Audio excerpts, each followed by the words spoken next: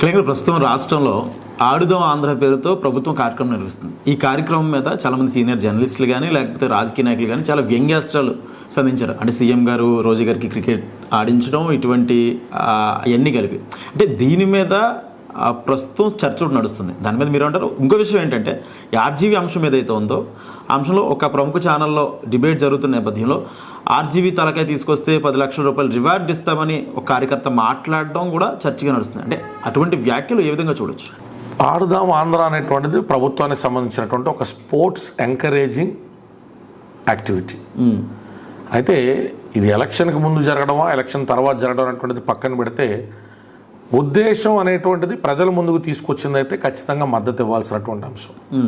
ఈరోజు మనకి play grounds ఎన్ని ఉన్నాయి, ఈరోజు ఖచ్చితంగా శారీరక దారుఢ్యం మీద శ్రద్ధ పెట్టేటువంటి విద్యాలయాలు ఎన్ని ఉన్నాయి, ప్రభుత్వ పాఠశాలలకు సైతం పిల్లలు ఆడుకునేటువంటి ఆట మైదానాలు కొరవవుతున్నటువంటి సందర్భంలో ఆట గురించి చర్చ సంతోషమే కానీ ఇంత అట్టహాసంగా ఏదో ఆరంభ సూరత్వం కింద మొదలు పెట్టడం, అది ఎలక్షన్ 4 నెలల ముందు పాలసీ ఏంటి, ఎంత దీర్ఘకాలికమైన ఆలోచనతో ఆ పాలసీని రూపొందించారు, స్పోర్ట్స్ పాలసీ అనేటువంటిది స్టేట్ ఏ రకంగా తీసుకెళ్తుంది అనేటువంటిది మరింత విస్తృతిగా తీసుకెళ్ళాలి. మేము ఒక టీంను తయారు చేస్తామని చెప్పి ఎంఎస్కే ప్రసాద్ గారు లాంటి వాళ్ళతో ఇంటర్వ్యూలో చెప్పించడమో, లేకపోతే మనం భారతదేశానికి కావాల్సినటువంటి క్రికెట్ జట్టుకు కూడా మనకు కావాల్సినటువంటి యోధులందరినీ కూడా క్రికెట్ అన్ని రకాలుగా సపోర్ట్ చేసి పంపిస్తామని చెప్పి వైజాగ్ కేంద్రంగా స్పోర్ట్స్ స్టేడియంలు పెడతాం, విజయవాడ కేంద్రంగా పెడతాం, కర్నూలు కేంద్రంగా పెడతామని ప్రకటనలు కాదు ఇక్కడ కావాల్సింది. క్రీడాకారులకు కావాల్సినటువంటిది ప్రోత్సాహం, వాళ్ళు అనుకున్నటువంటి గమ్యస్థానాలు చేరేదాకా కూడా వాళ్ళకి కావాల్సినటువంటిది ప్రభుత్వం నుంచి సహకారం. సో ఈ బైరెడ్డి సిద్ధార్థ రెడ్డి అనేటువంటి యువకుడికి ఆ స్పోర్ట్స్ అథారిటీ కమిషనర్ సంబంధించి ఇచ్చిన తర్వాత కూడా అతనెక్కడ కన్సిస్టెంట్గా దాని మీద ప్రెస్ మీట్లు పెట్టడమో అప్డేట్స్ చూపించడమో, పాప అతను కూడా ఏమనలేం.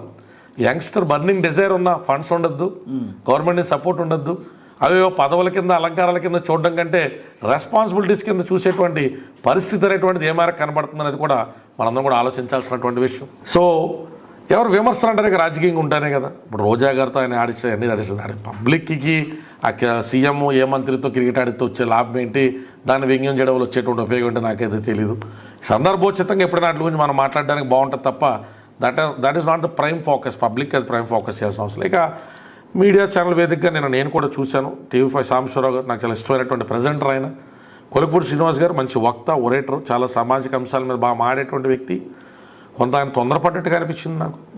కదా చెప్పినటువంటి వివరణ ఉంది. ఒక చీడ పురుగునో ఒక కీడ పురుగునో కూడా కూలీలు పెట్టి మనం తీయించేసినప్పుడు మరి ఆ రకంగా ఎందుకు చేయకూడదని. కానీ ఆయన తెలుసు, ఆయన IAS అకాడమీ ఒకటి నడిపినట్టుగా కూడా నాకు ఇన్ఫర్మేషన్ ఉన్నది. ఆయన నాకు తెలిసినందుకు PhD హోల్డర్ అనుకుంటా. మన చీడ పురుగులకి IPCలు CRPCలు రాసుకోలేదు. చీడ పురుగులకి మనం కాన్స్టిట్యూషన్లో చోటు కల్పించుకోలేకపోయాం. సో రాజ్యాంగంలో ఉన్నటువంటి అవకాశం మేరకు ప్రతి సామాన్యుడికి కూడా వాక్ స్వాతంత్రం ఉంటుంది, but it is not absolute. ఆయన ఆవేదన నేను అర్థం చేసుకుంటాను. ఆయన టీడీపీ కొంత మద్దతుదారులుగా ఉంటారు. అలాగే అమరావతి పరిరక్షణ కమిటీలో కూడా ఆయన చాలా కీలకమైనటువంటి బాధ్యతలు వ్యవహరించినటువంటి వ్యక్తి. తల తీస్తాం అనేటువంటిది పబ్లిక్గా అనొచ్చా అంటే, మరి గతంలో ముఖ్యమంత్రి వర్యులు కూడా ఇప్పుడున్న ముఖ్యమంత్రి వర్యులు కాకినాడ కేంద్రంగా అనుకుంటా నడి రోడ్డు మీద చంద్రబాబు నాయుడు ఉరి తీయాలి అన్నారు. సో ఇలాంటి అంశాలు ఎవరు మాట్లాడినా తప్పే. కొలుకూడి శ్రీనివాస్ గారు మాట్లాడినా తప్పే. నాడు జగన్మోహన్ రెడ్డి గారు ప్రధాన ప్రతిపక్ష నాయకులుగా ఉండి గన్నపేట కాల్చేయాలా, నడి రోడ్డు మీద ఉరి తీయాలని అప్పటి ముఖ్యమంత్రి నారా చంద్రబాబు నాయుడు గారిని అనడం కూడా కొంత శోచనీయమైన విషయం. కొలుపూడి శ్రీనివాస్ గారు ఏదైనప్పటికీ కూడా కొంత సంయమనాన్ని పాటించాల్సిందే. అప్పటికే యాంకర్ కూడా ఆపుతా ఉన్నాను. నేను ఆ డిబేట్ చూశాను.